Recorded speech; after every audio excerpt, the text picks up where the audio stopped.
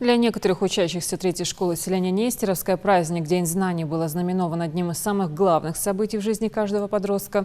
Старшеклассникам в торжественной обстановке вручили паспорта граждан Российской Федерации. Основной документ, удостоверяющий личность, который обязаны иметь все граждане, достигшие 14-летнего возраста.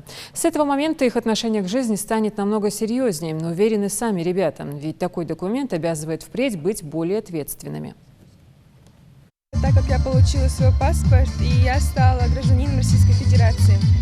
И я очень горжусь этим и проявляю свою благодарность начальнику паспортного стола Миштоевой Зареме Шабазгиреевне. Теперь я стала законным гражданином России.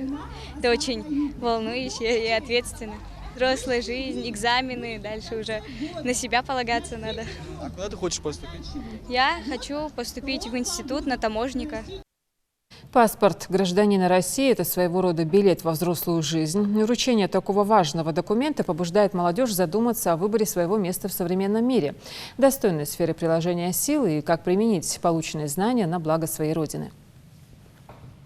Мы так решили, что этот день все дети очень сильно запоминают, даже и родители, в том числе даже и мы. 1 сентября – это день знаний. И детям очень было приятно, когда их вручают, эти паспорта вручают именно в День знаний. Ну и чтобы и для них было это знаменательной датой.